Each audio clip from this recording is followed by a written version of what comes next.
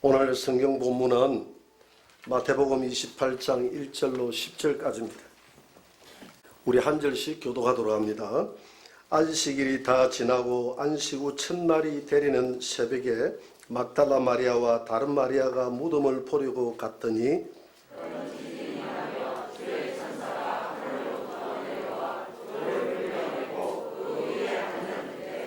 그 형상이 번개 같고 그 옷은 눈같이 희거늘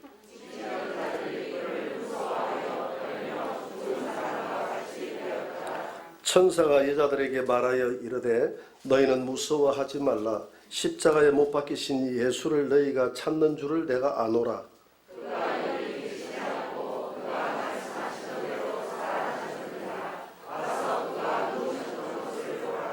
또 빨리 가서 그의 제자들에게 이르되 그가 죽은 자 가운데서 살아나셨고 너희보다 먼저 갈릴리로 가시나니 거기서 너희가 배우리라 하라. 보라 내가 너희에게 일렀느니라 하거늘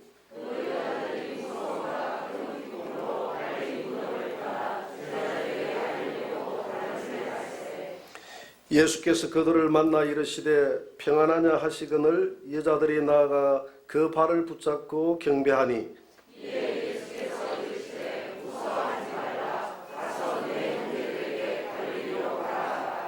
거기서 나를 보리라 하시니라.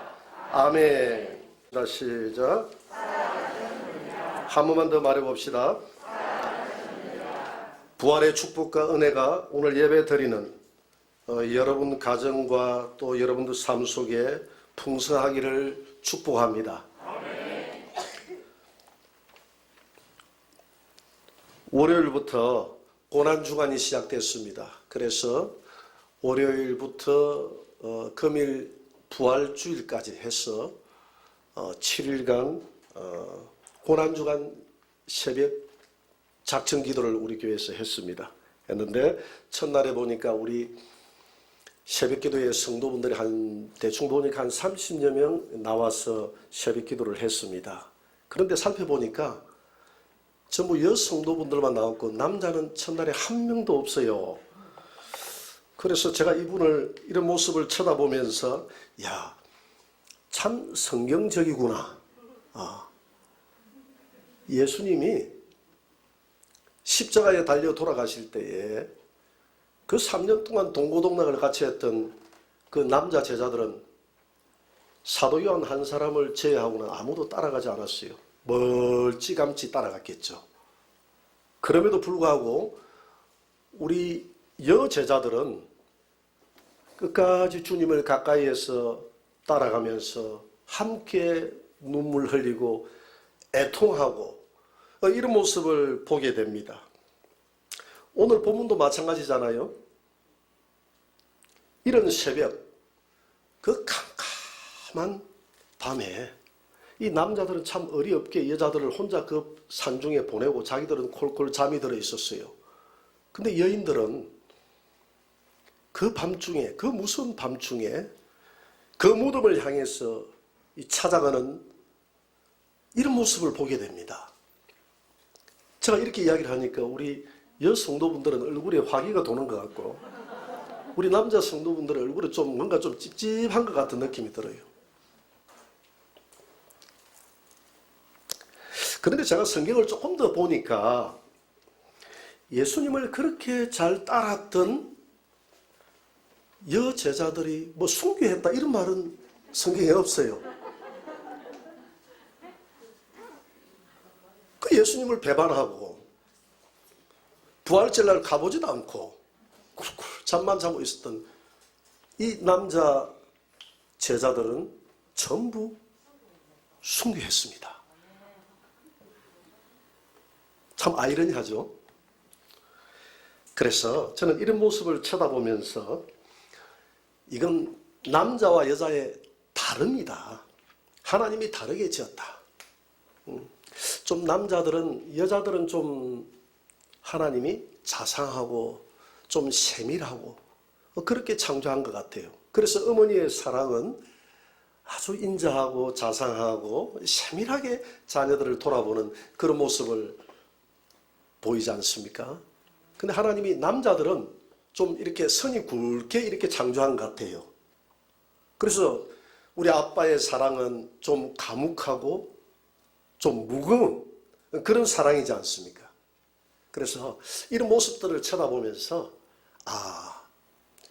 열심히 새벽을 깨우면서 기도하시는 우리 여성도분들도 우리 주님을 사랑하시는 분들이요. 집에서 쿨쿨 잠을 자고 있는 우리 남자 성도분들도 그 모습 그대로 주님을 사랑하시는 분들이다. 할렐루야. 그래서 제자들의 이런 모습을 쳐다보면서 하나같이 좀 다름은 있지만 그 방법이 좀 다르지만 다 우리 모습 그대로 우리 주님을 다 사랑하고 따라가는 줄 믿으시기 바랍니다. 자, 그러면 오늘 본문으로 돌아가서 오늘 예수님을 만나기 위해서 이른 새벽에 무덤을 향해 달려가는 여인들의 이야기를 살펴보도록 하겠습니다. 오늘 누가복음 23장 오늘 1절을 한번 봅니다. 우리 다 같이 한번 읽어봅시다. 시작. 안식 후 첫날 새벽에 이 여자들이 그 준비한 향품을 가지고 무덤에 가서, 유대인들은 이 안식일 날 멀리 움직일 수가 없어요. 더군다나 이 여인들은 손에 향품을 들었기 때문에 향품을 가지고 안식일 날 발라주는 이것은 하나의 일하는 행위거든요. 율법에 저촉되는 행위입니다. 그래서 이 여인들은 안식일이 토요일이기 때문에 토요일 자정까지 기다렸다가 자정이 지났을 때 이 향품을 들고 그 어두운 캄캄한 새벽 주님이 묻혀있는 그 무덤을 향해서 달려갔다는 것입니다. 뭘 가지고? 향품을 가지고 달려갔다는 것입니다. 향품을 들고 갔다는 것은 이들이 부활의 주님을 만나러 간 것이 아니라는 것을 알 수가 있습니다. 이들은 예수님이 살아날 것이라고는 전혀 생각할 수가 없었습니다.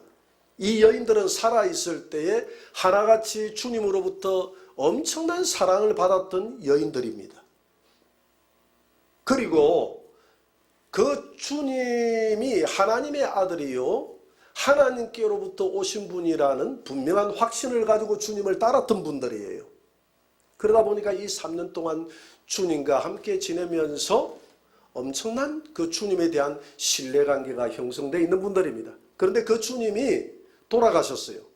그래서 마지막 떠나보내는 이 주님을 향해서 그 시체에 자기들이 가장 주님 앞에 사랑을 표현할 수 있는 방법이 그 시체에 방부제를 발라주는 거예요. 방부제를 발라주고 또 향을 발라주고 그러면서 주님 앞에 그 사랑을 마음껏 표현하고 아마 그 무덤에서 실컷 울다가 그렇게 하다가 주님 잘 가세요. 안녕히 가세요. 그동안 고마웠습니다. 이렇게 인사하고 내려오려고 무덤을 찾았던 것입니다. 그런데 그 무덤을 찾았는데 무덤에서는 놀라운 일이 벌어졌습니다. 오늘 마태복음 본문 28장 2절 3절을 한번 봅니다. 다 같이 읽어볼까요? 큰 지진이 나며 주의 천사가 하늘로부터 내려와 돌을 굴려내고 그 위에 앉았는데 그 형상이 번개 같고 그 옷은 눈같이 희거늘. 무덤에 가보니까 천사가 그 무거운 돌문을 이렇게 제끼는 것을 보게 됩니다. 한번 돌문 한번 보여주실래요? 이게 돌문입니다. 이 아리마대 요셉의 무덤이죠. 이 부잣집 무덤입니다. 자기 무덤인데 예수님에게 이 무덤을 양도한 것입니다. 예수님이 이 무덤에 묻혔어요. 우리나라 무덤하고는 좀 다르죠? 우리나라는 흙을 파가지고 그 위에 잔디를 이렇게 바르지만 이 이스라엘은 그렇지 않아요. 이 돌을 파가지고 시체를 넣고 문을 닫아버리는데 여러분들이 보다시피 저 돌문은 장정 한두 사람이 돌문을 거두낼 수 없는 어마어마하게 큰 돌입니다. 저 돌을 천사가 나타나서 저 돌을 제끼는 것입니다. 이 모습을 가장 가까이서 지켜본 분이 누구냐면 바로 저 무덤을 지키고 있던 대제사장의 군병들이에요. 군병들. 저 시체를 훔쳐갈까 봐서 대제사장의 그 하인들이 완전 무장을 하고 칼을 차고 창을 들고 지키고 있었다 이 말입니다. 아마 제가 볼 때 한 새벽녘 정도 됐기 때문에 굉장히 졸음이 와서 아마 졸았던 것 같아요. 성경에는 졸았다는 말이 없는데 제 상상입니다. 졸았던 것 같아요. 그런데 오늘 28장 4절에 그 다음 절에 보니까 4절 한번 봅니다. 뭐라고 이야기했냐면 같이 한번 읽어볼까요? 지키던 자들이 그를 무서워하여 떨며 죽은 사람과 같이 되었더라. 아니 캄캄한 밤에 뭔가 꾸벅꾸벅 쪼고 있는데 뭐가 주변이 환해지면서 돌문이 두루루루 열리는 거예요. 야 이게 무슨 소리야?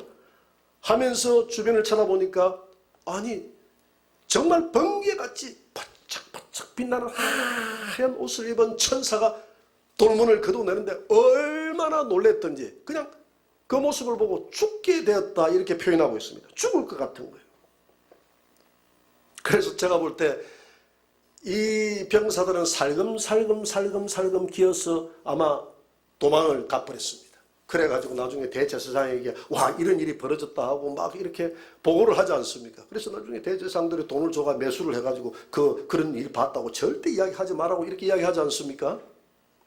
그런데 이런 모습을 동일하게 지켜본 분이 있는데 누구냐면 오늘 무덤가에 찾았던 이 여인들이 이 모습을 지켜봤던 것입니다. 두려워하기는 마찬가지였어요. 그런데 이 천사가 이 여인들에게는 뭐라고 이야기하느냐면 5절에 보니까 한번 읽어볼까요? 천사가 여자들에게 말하여 이르되 너희는 무서워하지 말라. 십자가에 못 박히신 예수를 너희가 찾는 줄을 내가 아노라. 오늘 본문의 내용에 오늘 이 세 가지 단어가 참 중요한 단어가 있습니다. 첫 번째는 무서워하지 말라. 두 번째는 살아나셨느니라. 세 번째는 전하라. 전하라. 오늘 첫 번째 너희는 무서워하지 말라고 그랬습니다. 그런데 저희는 무서워하도록 내버려 두었습니다. 저희가 누굽니까? 군병들 아닙니까? 군병들은 예수님을 믿지 않는 분들이에요. 믿지 않는 분들은 무서움에 버려두었지만 예수님을 믿는 이 하나님의 자녀들에게는 너희는 이라는 표현을 쓰면서 무서워하지 말라고 합니다. 여러분들이 다 너희에 해당됩니다. 무서워하지 마시기 바랍니다. 두려워하지 마시기 바랍니다. 이 천사들은 어떤 역할을 하느냐 하면 오늘 누가복음 16장 22절에 보니까 천사는 이런 역할을 해요. 한번 읽어볼까요? 이에 그 거지가 죽어 천사들에게 받들려 아브라함의 품에 들어가고 부자도 죽어 장사되매. 여러분 우리가 이 땅에서 살다가 죽을 때에 누구의 손에 인도되어 하나님 앞으로 가느냐 하면 천사들의 손에 이끌려서 하나님 품으로 가는 줄 믿으시기 바랍니다. 히브리서 1장 14절에 보니까 천사들은 하나님의 구원을 얻을 후사들을 위해서 섬기라고 이 땅에 보내심이 아니냐고 했습니다. 우리가 예수를 믿는 순간에 우리 사람들에게 여러분 성도들에게 수천사들이 하나씩 다 붙어 있습니다. 오늘 여러분 옆자리가 좀 복잡하죠. 여러분 옆자리에 다 여러분 천사가 앉아 있습니다. 보이십니까? 믿음의 눈으로 보시기 바랍니다. 그래서 마태복음 18장 10절에 보니까 작은 소자 하나도 함부로 말하거나 업신여기지 말라. 그의 천사가 하나님의 얼굴을 보면서 네가 업신여기는 그것을 하나님 앞에 보고한다. 그래서 우리는 절대 빈정대거나 미워하거나 이 업신여기는 말을 해서는 안 됩니다. 왜? 우리의 천사들이 있기 때문에 사람들마다 다 천사가 붙어 있을 정도로 그 영혼은 고귀하고 소중한 존재이기 때문에 그렇습니다. 그래서 천사는 살아있을 때 우리를 지켜주다가 우리의 생명이 다하는 그날에 천사들이 우리를 안내해서 우리가 하나님 앞으로 가는 길을 모르잖아요. 모르니까 하나님께로 가는 길을 안내해서 가는 줄 믿으시기 바랍니다. 마태복음 24장 31절에도 그랬어요. 그가 큰 나팔 소리와 함께 천사들을 보내리니 누가 하나님이 큰 나팔 소리와 함께 천사들을 보내니 그들이 그의 택하신 자들을 하늘 이 끝에서 저 끝까지 사방에서 보내. 그러니까 우리 믿는 자들을 우리 주님이 이 땅에 오실 때 너희는 저희들은 내버려 둘지라도 예수님을 따르는 우리는 택하신 우리는 이 천사들이 전부 우리를 모아서 하나님 앞으로 인도해 가는 줄 믿으시기 바랍니다. 그래서 이 천사가 우리를 두려워하지 말라고 그랬어요. 그래서 사람이 죽으면 천사가 옵니다. 할렐루야. 믿지 않는 자들은 누가 옵니까? 마귀가 오는 줄 믿으시기 바랍니다. 그게 성경이에요. 성경이에요. 자기가 따랐던 분들이 오는 거예요. 그런데 우리가 예수님을 믿고 있어도 마귀가 올 수가 있어요. 유다서 1장 6절을 한번 봅니다. 천사장 미가엘하고 이 마귀가 모세의 시체를 두고 네 것이다, 내 것이다, 내 것이다, 네 것이다, 내 것이다, 네 것이다 하고 서로 싸우는 모습을 보게 됩니다. 마찬가지예요. 우리가 이 땅을 떠날 때에 마귀와 천사가 와가지고 네 끼다, 내 끼다, 네 끼다, 내 끼다 하고 이렇게 다툴 때가 있을 수가 있다 이 말입니다.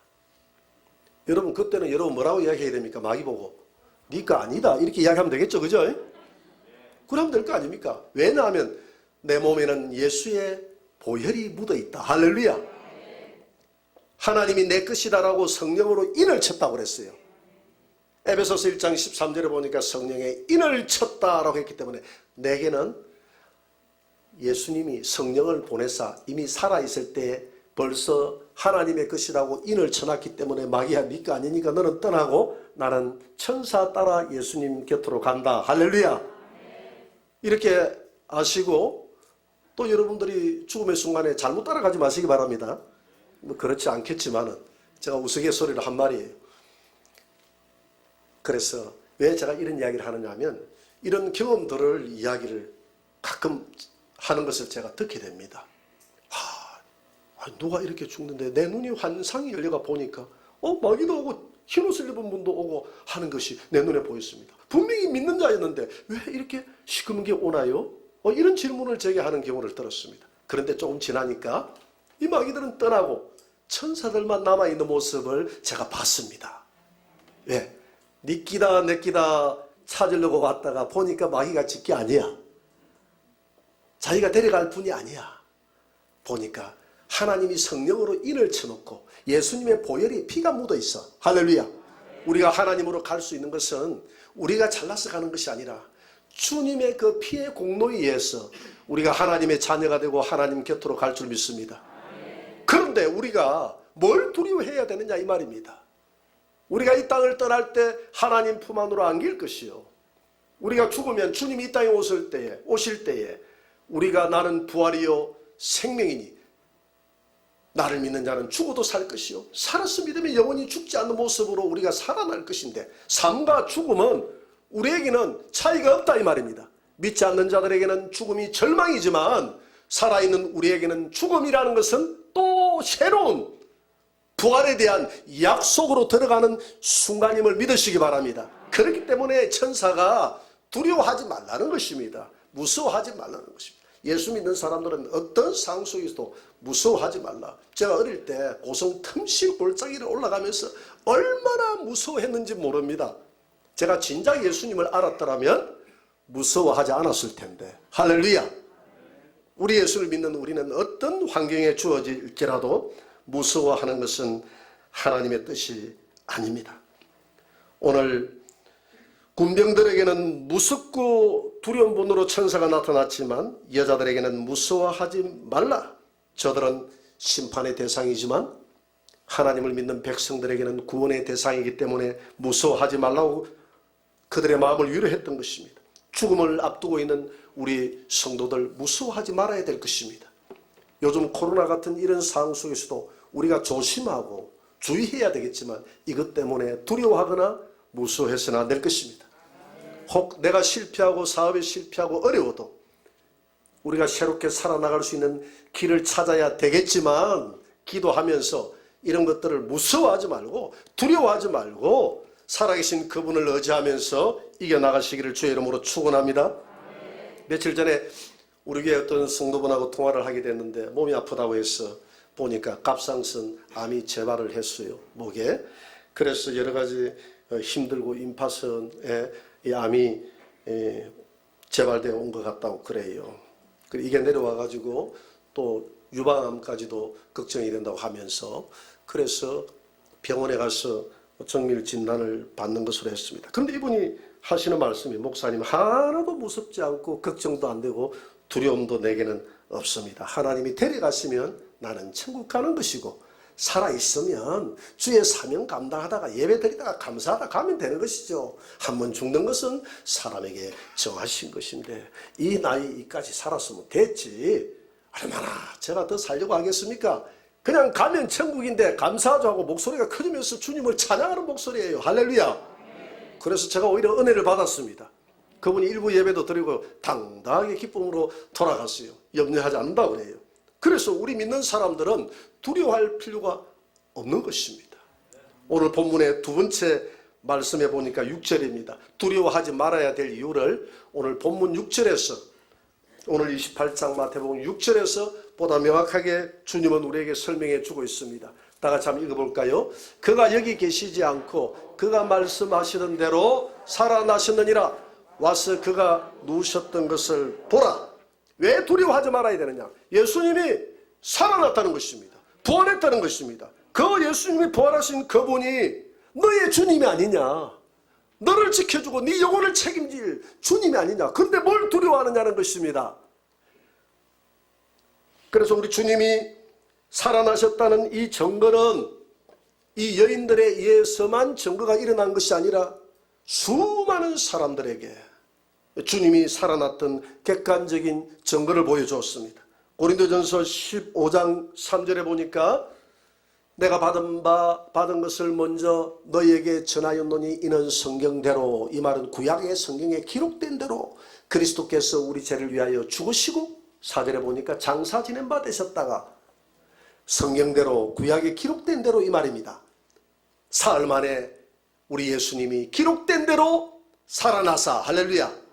먼저 게바에게 보이시고, 게바는 베드로 아닙니까? 그 후에 12 제자에게 보이고, 그 후에 500여 형제에게 다 보이셨나니 그 중에는 죽어서 천국 가신 분도 있고 살아있는 사람들이 다수가 있으니 우리들은 모두가 부활의 증인이라. 우리가 허탄한 것을 믿는 것이 아니다, 이 말입니다. 예수님이 살아났다는 것은, 예수님이 성경대로 살아났다는 것은 구약 성경에 기록된 대로 오신 하나님의 아들이요 메시아임을 증거하는 것임을 믿으시기 바랍니다. 로마서 1장 4절에는 이렇게 말씀하고 있습니다. 같이 읽어볼까요? 성결의 영으로는 죽은 자들 가운데서 부활하사 능력으로 하나님의 아들로 선포되셨으니 곧 우리 주 예수 그리스도시니라. 부활하사 예수님의 부활로 말미암아서 예수님 내가 하나님의 아들이다 라는 것을 선포했다는 것입니다. 예, 부활은 하나님의 아들임을 증거하는 확실한 증거인 줄 믿으시기 바랍니다. 만약에 부활이 없었다면 이 땅에 주님이 행했던 하나님의 아들이다라는 것도 거짓말이요, 우리가 부활하여 산다는 것도 거짓말이요, 우리의 믿음도 헛것이요, 천하에 우리는 불쌍한 자라고 바울이 그랬지 않습니까? 그러나 예수님이 부활하심으로 말미암아서 본인이 하나님의 아들이심을 이 부활로 말미암아서 그동안 살아생전에 예수님이 했던 모든 말씀들이 다 진실이었음을 증거하는 것임을 믿으시기 바랍니다. 영국의 사학자 토마스 아놀드는 역사를 연구하다가 그리스도의 죽음과 부활 사건보다 완전하게 증명될 수 있는 사건은 인류 역사 가운데 없다.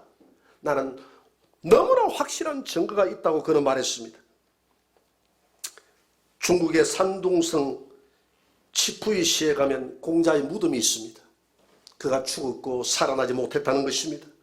인도 쿠시나가라에 가면 스카의 무덤이 있습니다. 물론 스카모니의 무덤은 여러 군데 있지만 이것이 가장 큰 무덤이에요. 제가 보니까. 사우디아라비아의 메카에 가면 마호메드의 무덤이 있습니다. 수많은 사람들이 이분을 따르고 있어요. 그러나 이분들의 무덤을 자랑합니다. 여러분, 큰 무덤이 자랑이 아니에요. 무덤이 크면 클수록 우리에게는 더 큰 절망으로 와 닿는 줄 믿으시기 바랍니다. 이 큰 무덤을 보고 무슨 자랑과 자부심을 느낀단 말입니까? 무덤이 클수록 우리에게는 더 절망이죠. 아무리 무덤이 커도 묻히는 것은 한 평입니다. 한 평에 다 들어가요. 그 무덤 안에 뭐가 있습니까? 썩어있는 시체밖에 뭐가 있습니까? 그 유물 몇 점이 있다고 해서 그것이 우리에게 어떤 희망을 줍니까? 아무런 희망이 없습니다. 그러나 우리 예수님은 무덤을 남기지 않았어요. 그분은 살아나셨기 때문에. 무덤이 없는 것이 관광 수입이 없고 그것이 자랑거리가 아닌 것이 아니라 무덤이 없는 것이 우리에게는 자랑입니다. 할렐루야. 무덤이 없기 때문에 우리에게는 소망이 있는 거예요. 그래서 세상 사람들이 가지는 그 소망은 죽은 소망이지만 우리 그리스도인들이 가지는 이 소망은 산 소망인 줄 믿으시기 바랍니다. 그래서 우리는 이 부활 때문에 기뻐하고 즐거워해야 됩니다. 그래서 주님은 항상 기쁘게 사는 것이 하나님의 뜻이라고 그랬어요. 어떤 상황 속에서도 부활의 주님과 함께 하시는 분은 즐거워하며 살아야 됩니다. 지구촌교회 이동훈 목사님이 그런 말씀을 하셨어요. 자기가 선교사에게 감당하다 보니까 외국인 선교사를 만났습니다. 그런데 외국인 선교사가 이동훈 목사님에게 이렇게 질문을 했다고 합니다. 목사님, 한국에 있는 성도들은 예배당에만 들어가면 왜 그렇게 얼굴이 침울해지고 다 우울증에 걸린 사람처럼 그렇게 됩니까? 이렇게 물어봤다고 합니다. 그래서 갑자기 그 질문을 받고 이동훈 목사님이 이렇게 답을 했다는 거예요. 우리 성도들은 십자가에 달리셔서 우리 대신 고난당하신 그 주님의 십자가를 생각하면서 감사하면서 우리는 예배를 준비하고 묵상하는 것입니다.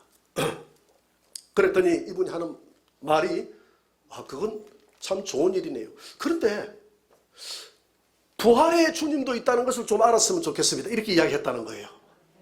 부활의 주님. 십자가를 바라보면서 절망했던 제자들이 부활의 주님을 만나면서 그들에게 희망이 생겼고 찌푸려졌던 얼굴이 환하게 미소 짓는 얼굴로 바뀌게 되었고, 할렐루야. 때로는 우리 삶 가운데 십자가의 고난도 짊어지고 가야 되겠지만 그러나 근본적으로 이제 우리는 이 부활의 주님, 그래서 초대교회 성도들은 우리 예수님이 살아나셨습니다. 우리 예수님이 살아나셨습니다. 죽음의 권세를 이기고 살아나셨습니다. 이걸 전했지 않습니까? 우리 기독교가 다른 종교와 다른 게 어디에 있습니까? 부활에 있지 않습니까? 다른 종교는 아무리 믿어도 죽음, 그 죽음에서 헤어나올 수 없지만 우리는 우리 주님과 함께 다시 살아나는 줄 믿으시기 바랍니다. 그래서 우리 부활의 소망을 가지고 있는 성도들은 기쁘게 살아야 돼요. 즐겁게 살아야 됩니다. 행복하게 살아야 됩니다. 이것이 하나님의 뜻이기 때문에 믿으시기 바랍니다. 그래서 살아계신 그분은 만왕의 왕으로 우리에게 이제는 경배를 받게 될 것입니다. 그리고 받고 있습니다. 땅 위에 믿는 자 안에 저와 여러분들의 마음속에 오셔서 하나님의 살아계심을 날마다 증거해 주고 있습니다. 그래서 우리가 예수 믿을 때 찬송가에도 그런 찬송가가 있지 않습니까? 예수 믿는 것은 받은 증거 많도다. 그냥 믿는 게 아니라 받은 증거가 너무 많이 있다는 것이죠.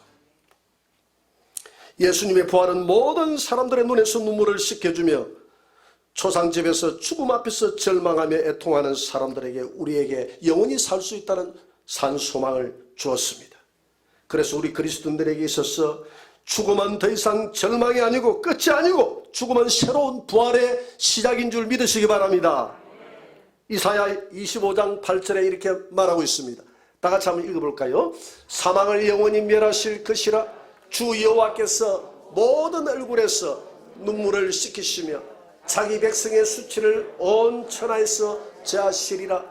여호와께서 이같이 말씀하셨느니라. 여러분, 죽음은 수치지 않습니까? 왜 수치입니까? 죽음은 죄에 대한 형벌이요, 그 결과로 우리가 죽는 것이니까, 우리가 죽는다는 것은 하나님 앞에 죄를 짓고 죄인의 모습으로 우리가 사형선고를 받는 순간이 죽음인데, 그래서 오늘 죽음은 수치라고 했어요. 이 수치를 천하에서 제하여 버리시리라. 할렐루야. 주님이 세상에서 사망을 멸해버렸기 때문에 우리에게 수치를 주님이 대신 짊어지고 가버렸기 때문에 주님이 부활하심으로 말미암아서 우리 눈에 눈물을 씻겨주시고 다시는 죽음이 없는 곳으로 우리를 인도해서 우리에게 영원한 수치를 씻어주신 분이 눈물을 씻겨주신 분이 주님인 줄 믿으시기 바랍니다. 그래서 여러분, 예수님이 부활했다는 것은 부활의 신호탄입니다. 앞으로 무덤에서 수많은 사람들이 살아나게 될 것입니다. 요한복음 1장 25절에 보니까 나는 부활이요 생명이니 나를 믿는 자는 죽어도 살겠고 무릇 살아서 나를 믿는 자는 영원히 죽지 않을 것이라고 그랬어요. 다니엘서 12장 2절에 떼어보세요. 이런 말씀이 있습니다. 다 같이 읽어볼까요? 땅의 티끌 가운데서 자는 자 중에서 많은 사람이 깨어나 영생을 받는 자도 있겠고 수치를 당하여서 영원히 부끄러움을 당할 자도 있을 것이며, 땅의 티끌 가운데서, 이 말은 우리 사람을 두고 하는 말입니다. 우리가 티끌로 돌아가 버린 거예요. 우리가 흙으로 돌아가 버린 거예요. 흙으로 돌아가서 티끌같이 아주 미세한 먼지같이 우리 육신의 고향인 흙으로 돌아가 버린 것입니다. 얼마나 허무합니까? 그런데 이런 자들이 일어나는 순간이 있다는 것입니다. 요한복음 5장 39절에 보니까 예수님이 부활이 있는데 의인의 부활이 있고 악인의 부활이 있다고 그랬어요. 의인의 부활은 영생의 부활이요 악인의 부활은 심판의 부활인 줄 믿으시기 바랍니다. 그래서 요한계시록 20장 14절 이후에 보니까 흰 보좌의 심판대 앞에서 다 심판을 받는데 누구든지 생명책에 기록되지 못한 악인의 부활자들은 영원한 불못에서 심판을 받게 될 것이요, 생명책에 기록된 우리 성도들은 예수 그리스도가 이 저주의 심판을 대신 짊어지고 사망 권세를 이기고 살아났기 때문에 우리는 영원한 생명으로 인도된다고 이야기합니다. 그래서 오늘 본문에 보니까 의인과 악인의 부활이 있는 그날에 사람들이 깨어난다는 것은 살아났어 영생을 받는 자도 있을 것이요 수치를 당하여 영원히 부끄러움을 당할, 구원에서 제외된 그런 사람들이 있게 될 것이다, 이렇게 예언하고 있습니다. 저와 여러분들은 영생의 부활이 기다리고 있음을 믿으시기 바랍니다. 세 번째로 이 천사가 뭐라고 이야기합니까? 오늘 7절에서 또 빨리 가서 그들의 제자들에게 이르되 그가 죽은 자 가운데서 살아나서 갈릴리로 갔으니까 빨리 갈릴리로 가서 만나라. 제자들에게 외쳐라. 내가 살아났음을 외쳐라. 콜콜 잠자고 있는 제자들에게 이제 그만 자고 얘들아 일어나서 갈릴리로 가라. 살아났다는 것을 외쳐라고 그랬어요. 여러분, 우리는 부활의 정인들입니다. 부활의 정인들은 세상에 나가서 예수님이 살아났다는 것을 외쳐야 될 줄 믿습니다. 오늘 여러분들에게 달걀이 4개가 나갑니다. 2개는 드시기 바랍니다. 소금이 있는 거 드시기 바랍니다. 한쪽에는 소금이 없어요. 그 광고해달라는데 지금 광고 시간 아닌데 갑자기 생각해봤습니다. 그 2개를 가지고 있다가 이웃에 내가 전도하고 싶은 사람에게 전하시기 바랍니다. 너무 배가 고프시면 다 드셔도 좋아요. 그분은 집에 가서 다시 삶아가지고 다시 포장해가지고 하나 또 이웃에 주세요.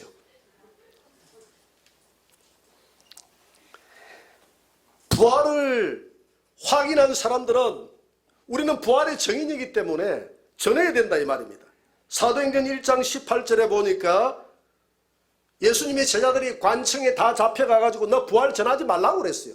예수님이 부활했다는 그 전하지 말라고 그랬어요. 그랬는데 그들을 불러 경고하여 도무지 예수의 이름으로 말하지도 말고 가르치지도 말라 이렇게 이야기했는데 베드로와 요한이 뭐라고 대답합니까? 하나님 앞에서 너의 말을 듣는 것이 하나님의 말씀을 듣는 것보다 옳은가 판단하라. 다 같이 우리는 보고 들은 것을 말하지 아니할 수 없다. 여러분, 보고 들은 것을 말하지 아니하면 안 된다 이 말입니다. 침묵하지 마시고 이 복음을 전하시기 바랍니다. 그래서 우리는 이 땅에 살아있을 때에 이 부활을 증거하는 부활의 증인들이 되어야 돼요. 그러다가 주님이 부르시면 영광스럽게 주님 나라에 가는 것입니다.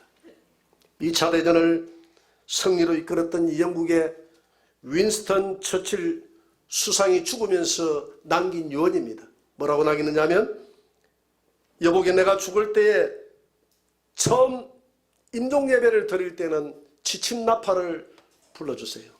그리고 마지막 내가 무덤에 들어가는 하간 예배를 드릴 때는 기상나팔을 불러주세요. 왜 그랬을까요? 예, 부활 때문에. 내가 지금 무덤에 들어가는 순간은 취침에 들어가는 것입니다. 우리 예수 믿는 사람들은 죽는 것이 아니라 잠자는 자인 줄 믿으시기 바랍니다. 잠자는 거예요. 그런데 주님이 재림하여 이 땅에 오실 때 하늘에 있는 수많은 영혼들을 데리고 와서 자기 무덤으로 들어가서 무덤에서 부활하여 살아나게 될 줄 믿습니다. 그날에 천사들이 나팔을 분다고 그랬어요. 무슨 나팔을? 기상 나팔을 아마 불게 될 것이다. 그래서 이 수상이 기상 나팔을 불러달라고 그랬습니다. 얼마나 멋진 유언입니까?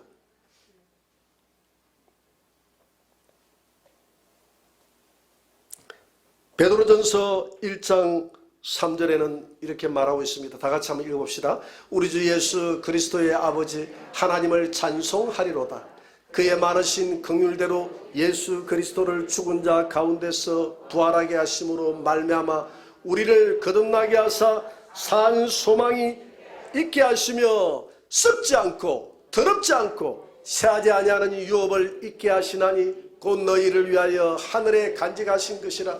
여러분, 이 땅에 우리가 살아가는 이 모든 물질과 명예와 근세와 자녀들과 남편과 아내와 내가 이 땅에 소망을 두는 모든 것들은 썩어지는 소망인 줄 믿으시기 바랍니다. 언젠가는 썩어지는 유업이에요. 그러나 하나님이 우리를 불렀을 때 하나님 나라에 가는 이 소망, 내가 부활의 소망은 영원히 썩지 않는 소망이요, 하나님의 나라는 영원히 썩지 않는 유업인 줄 믿으시기 바랍니다. 그래서 아브라함과 이삭과 야곱은 부유하게 부자로 땅에서 당시 동방에서 최고의 부자였지만 그는 근사한 집을 지어놓고 살아갈 수 있지만 그렇게 집을 짓지 않고 장막에서, 즉 요즘 말로 하면 텐트에서 자랐다고 그랬습니다. 왜? 나그네 같은 이 세상에서 언젠가는 좋은 집을 지어놓고 살아도 이거는 썩어질 것이요, 이거는 유업이 안 되기 때문에 내가 거듭버리면 언제든지 갈 수 있는 내 본향, 영원히 썩지 않는 새 예루살렘 성을 바라보면서 그들은 하나님 나라에서 내려오는 새 예루살렘 성, 그 집에서 내가 사는 그날 영원히 썩지 않을 것이다 라는 그 유업의 영광을 알았기 때문에 그 영광을 위해서 달려가신 분이 우리 믿음의 조상들입니다. 여러분, 그 영광을 고린도후서 12장에서 경험한 사람이 누굽니까? 사도 바울 아닙니까? 천국에 가보니까 영원히 썩지 않고 새하지 않는 유업이 있는 것을 보고 땅에 있는 모든 것들을 배설물로 버리고 영원히 썩지 않는 그 나라의 영광의 면류관을 받기 위해서 날마다 달려가고 달려가고 달려간다고 바울은 고백했지 않습니까? 결론 맺겠습니다. 오늘 본문을 통해서 무덤을 찾았던 이 여인들에게 천사는 이렇게 말합니다. 첫 번째로, 무서워하지 말라, 두려워하지 말라. 두려워하지 말아야 될 이유가 예수님이 뭐 했느니라? 부활하셨느니라, 살아나셨느니라. 그렇기 때문에 너희들은 그 살아계신 주님이 영원히 너희들과 함께 있기 때문에 두려워하지 말아야 된다. 그리고 너희들은 부활의 증인이 되어서 땅끝까지 복음을 전해야 된다. 이 셔마디를 남기셨습니다. 여러분, 이 부활의 주님이 여러분들과 영원히 함께하기 때문에 어떤 상황에서도, 절망 가운데서도, 죽음 앞에서도 두려워하지 마시고 염려하지 마시고 근심하지 마시고 복음의 증인이 되어서 예수 그리스도의 부활을 증거하며 살아가는 저와 여러분들의 삶이 되시기를 주의 이름으로 축원합니다. 영상 하나 보여주세요.